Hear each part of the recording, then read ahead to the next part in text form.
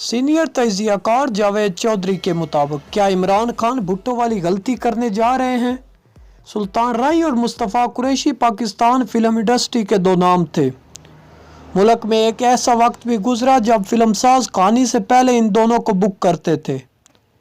Film बनने से पहले ही हिट हो जाती, ये दोनों फिल्म की कामयाबी की ज़मानत होते थे। फिल्मों के इस ज़माने में मुस्तफ़ा कुरैशी विलन होते थे, सुल्तान राय हीरो, ये दोनों मुस्तकिल होते थे।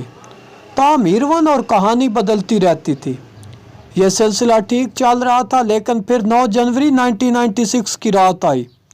सुल्तान राय इस्लामाबाद से लाहौर जाते हुए रास्ते में गुजरांवाला के करीब डाकुओं के हाथों कत्ल हो गए। उस दिन अखबार की सुर्खी थी, फ़न का सुल्तान राह में मारा गया। 9 जनवरी 1996 की रात सिर्फ सुल्तान राय कत्ल नहीं हुआ था, मुस्तफ़ा कुरैशी का करियर भी ख़त्म हो गया। ये 1996 तक सितारा बनकर चमक रहे थे, लेकिन यूं ही सुल्तान राय गरूब हुआ, स्क्रीन मुस्तफ़ा कुरैशी को भी भूल गई। याह्या बख्तियार जुल्फ़कार अली भुट्टो के वकील थे।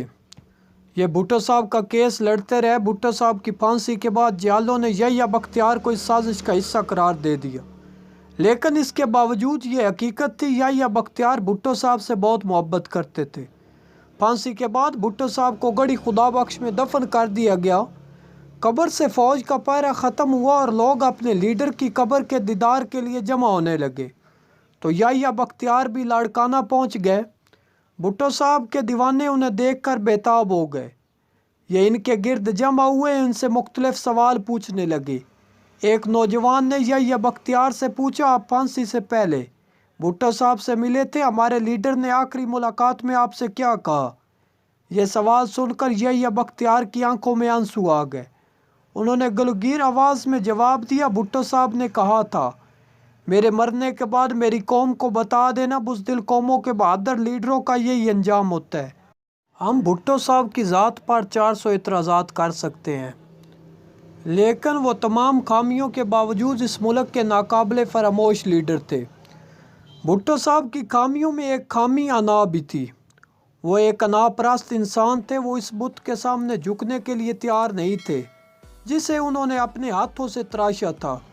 खालिद हसन और राजा अनवर जुल्फ़कार भुट्टो के दो दानिशवर साथी थे। खालिद हसन प्रेस सेक्रेटरी जबकि राजा अनवर मुशीर थे। इन दोनों शख्सियात ने भुट्टो साहब के बारे में किताबें लिखी और इन दोनों हजरात का दावा है जनरल ज़ियाउल हक भुट्टो साहब को फांसी नहीं देना चाहते थे। ये बस इनसे जान छुड़ाना चाहते थे, लेकिन भुट्टो साहब की अना इन्हें फांसी घाट तक ले गई। इन दोनों ने इंकशाफ किया। मार्शल लॉ के बाद जनरल ज़ियाउल हक भुट्टो साहब से 2 बार मिले। जनरल साहब दोनों बार बीच का रास्ता निकालना चाहते थे, लेकिन भुट्टो साहब ने इनके साथ सीधे मुँह बात नहीं की। भुट्टो साहब ने बातों ही बातों में आइन की दफ़ा 6 का जिक्र भी कर दिया, जिससे जनरल ज़ियाउल हक डर गए और इन्हें महसूस हुआ अगर उन्होंने भुट्टो साहब को छोड़ दिया और ये इलेक्शन जीत कर इक़्तिदार में आ गए तो ये इन्हें फांसी पर चढ़ा देंगे। चुनाचा ज़ियाउल हक ने अपनी गर्दन बचाने के लिए भुट्टो साहब की गर्दन पर फंदा कस दिया। 4 अप्रैल को भुट्टो साहब के पुराने साथी मुबशर हसन ने इंकशाफ किया, मैंने जनरल ज़ियाउल हक को पेशकश की थी, आप भुट्टो साहब को छोड़ दें, मैं इन्हें सियासत से दूर ले जाऊंगा, मैं इन्हें किसी दूसरे मुल्क ले जाऊंगा, मैं इन्हें तुर्की शिफ्ट कर दूंगा। लेकिन शायद ये ऑफ़र बहुत देर से की गई, उस वक़्त तक बहुत कुछ तय हो चुका था। जुल्फ़कार अली भुट्टो के अंजाम से मियाँ नवाज़ शरीफ ने सबक सीखा और ये 1999 में जब अपने तराशे हुए बुत के असीर हुए तो ये भुट्टो साहब की तरह अना के बांस पर नहीं चढ़े। इन्होंने बीच का रास्ता इख्तियार किया और आज इस रास्ते की वजह से ये ज़िंदा भी हैं। पाकिस्तान इस वक्त खौफनाक सियासी, समाजी और मुआशी तनाज़ों का शिकार है।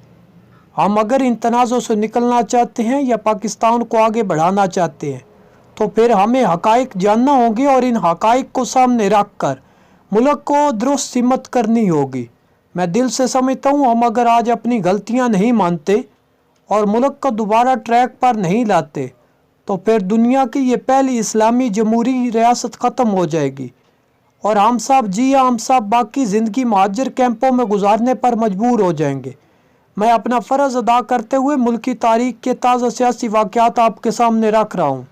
جنرل کیانی کی اجازت سے جنرل پاشا نے 2011 میں پہلی مرتبہ عمران خان سے ملاقات کی۔ یہ ملاقات زمان پارک لاہور میں عمران خان کے گھر ہوئی تھی۔ جنرل پاشا یونیفارم میں تھے۔ عمران خان نے ان سے چائے کافی کا پوچھا۔ جنرل صاحب نے چائے منگوا لی اور عمران خان نے اپنے لیے اسٹرابیری کا جوس آرڈر کر دیا۔ جنرل پاشا نے اس میٹنگ میں عمران خان کو پیشکش کی، آپ اپنی سیاسی ایکٹیویٹیز بڑھائیں، ہم آپ کی مدد کریں گے۔ جنرل پاشا نے انہیں مالی مدد کی آفر بھی کی، لیکن عمران خان کے جواب نے جنرل پاشا کو حیران کر دیا۔ عمران خان نے فوراً جواب دیا، جنرل صاحب میں نے جس دن کسی سے پیسے پکڑ لیے اس دن اندر سے فوت ہو جاؤں گا، لہٰذا میں آپ سے رقم نہیں لوں گا۔ یہ واقعہ مجھے جنرل پاشا نے بتایا تھا اور ان کا کہنا تھا، یہ سن کر میرے دل میں عمران خان کی قدر بڑھ گئی۔ بہرحال قصہ مختصر، عمران خان اور جنرل پاشا کے درمیان تعلقات استوار ہو گئے۔ اس کے 3 فوری نتائج نکلے۔ پی ٹی آئی کو فنڈز ملنا شروع ہو گئے۔ اسلام آباد کی صرف ایک کاروباری شخصیت نے 150 کروڑ روپے دیے، چنانچہ وہ پارٹی جس کے پاس چیئرمین کی گاڑی کے پیٹرول کے پیسے نہیں ہوتے تھے، وہ چند دنوں میں امیر ہو گئی۔ سینیٹر سیف اللہ نیازی اس وقت پارٹی آفس میں کلرک تھے۔ یہ رقم کا حساب کتاب رکھنے لگے اور یہ خود بھی دنوں میں امیر ہو گئے۔ دوسرا، 30 اکتوبر 2011 کو مینار پاکستان پر تاریخ ساز جلسہ ہوا۔ ہزاروں لوگ شریک ہوئے اور عمران خان نے لیڈرشپ کی پہلی سیڑھی پر پاؤں رکھ دیا۔ دوسرا جلسہ 25 دسمبر 2011 کو کراچی میں مزار قائد پا ہوا۔ ایم کیو ایم اس وقت پیپلز پارٹی کی اتحادی تھی، لیکن اس نے عمران خان کے جلسے کے لیے اپنے ہزاروں کارکن مزار قائد بھجوائے۔ ایم کیو ایم اور پی ٹی آئی کے پرانے لیڈرز یہ دعویٰ کرتے ہیں یہ جلسہ اسٹیبلشمنٹ نے کرایا تھا اور ہم نے اسی کی ہدایت پر جلسہ گاہ بھری تھی، اور پھر اس کے بعد عمران خان کے جلسے بھی ہوتے چلے گئے۔ یہ میڈیا کی ڈارلنگ بھی بن گیا۔ میڈیا مالکان سے پروموشن بھی ریاستی ادارے کراتے تھے۔ ٹاک شوز میں خان کی شمولیت کی ذمہ داری بھی فوج نے اٹھا لی تھی۔ اور تیسرا، عمران خان کے دائیں بائیں درجنوں لیڈرز کھڑے کر دیے گئے۔ 2013 کے الیکشنز میں جنرل ظہیر الاسلام کا بہت بڑا کنٹریبیوشن تھا۔ اسٹیبلشمنٹ کا خیال تھا عمران خان کامیاب ہو جائیں گے، مگر نتائج نے سب کو حیران کر دیا۔ نون لیگ 126 سیٹیں جیت گئے اور عمران خان بمشکل KPK میں حکومت بنانے کے قابل ہو سکے۔ عمران خان الیکشن ہار چکے تھے، لیکن ہمیں بہرحال خان کی یہ خوبی ماننا ہوگی، یہ گیو اپ نہیں کرتے۔ عمران خان نے 4 حلقے کھولنے کا مطالبہ کر دیا۔ ان کا یہ مطالبہ آہستہ آہستہ زور پکڑتا چلا گیا، یہاں تک کہ ایک بڑی سیاسی قوت بن گیا۔ 29 نومبر 2013 کو میاں نواز شریف نے جنرل رحیل شریف کو آرمی چیف بنا دیا۔ جنرل رحیل جمہوریت پسند تھے، یہ حکومت کو ڈیریل نہیں کرنا چاہتے تھے، لیکن اس وقت تک عمران خان گلیاں اور سڑکیں گرم کر چکے تھے۔ لندن پلان بھی بن چکا تھا۔ عوامی طاقت کے لیے علامہ طاہر القادری کی خدمات بھی حاصل کی جا چکی تھی۔ میڈیا کو اشتہارات اور فنڈز کے ذریعے ہاتھ میں لایا جا چکا تھا۔ ٹی وی کے 8 نئے اینکرز اور 6 میڈیا مالکان کو عمران خان کے لیے وقف کر دیا گیا۔ عمران خان کے حامی اینکرز اپنی تنخواہ، مرات اور پروگرام کا وقت تک خود پسند کرتے تھے، اور جو اینکر اس بیانیے سے انکار کرتا تھا اس کا پروگرام چلتے چلتے بند ہو جاتا۔ میں اس زمانے کا خود وکٹم ہوں۔ میرا پروگرام کئی بار ڈاؤن ہوا۔ مجھے سوشل میڈیا پر بھی لاکھوں کی تعداد میں گالیاں اور دھمکیاں دی گئی۔ بہرحال لانگ مارچ اور دھرنا شروع ہوا اور یہ بری طرح پٹ گیا، مگر یہ ٹیلی ویژن پر روزانہ کامیاب دکھائی دیتا تھا۔ میں یہاں نواز شریف کی ایک خوبی کا اعتراف بھی کروں گا، یہ شخص گھبراتا نہیں اور یہ ضد میں عمران خان سے بھی کئی گنا آگے ہے۔ چنانچہ میاں نواز شریف وزیر اعظم ہاؤس اور ایوان صدر کا گیٹ ٹوٹنے، پارلیمنٹ ہاؤس PTV پر قبضے کے باوجود ڈٹے رہے۔ یہ پیچھے نہیں ہٹے۔ اس دوران IB نے عمران خان، عارف علوی DGI اور ملک کے ریئل اسٹیٹ ٹائکون کی ٹیلی فون کالز بھی ریکارڈ کر لی۔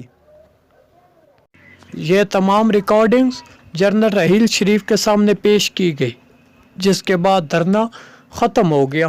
مزید کالمز دیکھنے اور سننے کے لیے ہمارے چینل کو سبسکرائب کریں، لائک کریں اور بیل آئیکن کو لازمی پریس کر دیں۔